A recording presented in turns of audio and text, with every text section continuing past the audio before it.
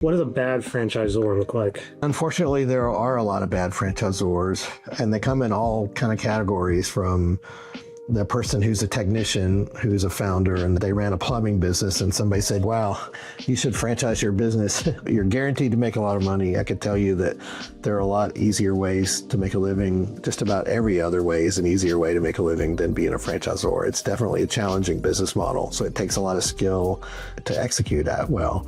And so I think that people who are technicians who think a plumber, if you're a plumber and you franchise a plumbing brand and you're still a plumber and you think about trucks and jobs and the technical part of the job, to be a good franchisor, you have to be a franchisor. You can't be a plumber. You can't be both of those things. And so that's one of the things I think that struggles is people, they're fascinated with the way a business runs and maybe its financial performance and how good it is, but they actually really struggle when it comes to running a franchise system.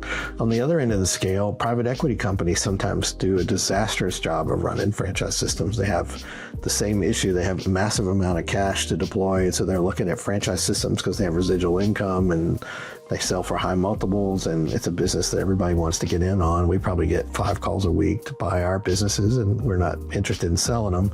And those businesses, just because you have the capital to deploy doesn't mean you have any business running a franchise system. Same thing. You're a financial bro or a backer or a hedge fund. This is a people business where people have invested their fortunes and their life savings, and you have to treat it with a lot of respect and kindness, and you have to be patient, coach people. And some people are harder coached than others, and some people take longer to get to profitability than you want them to.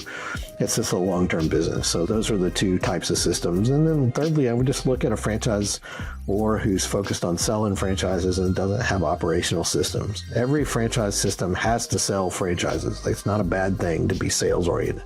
It's not a bad thing to put up excitement about opening new units and how many units you've recruited. That's important. It makes the business more valuable. And any successful franchise system you can name has been good at that. But what we don't talk about is that you have to do that. You have to be even better at the operations. You have to be able to train, onboard, coach, retain. You have to understand the psychology of coaching. You have to be able to get performance out of owners. The whole franchise support piece from the day they sign to the day they exit is a lot harder for people to develop. So franchisors that lack those systems and structure and focus on selling exclusively can be a real red flag for me.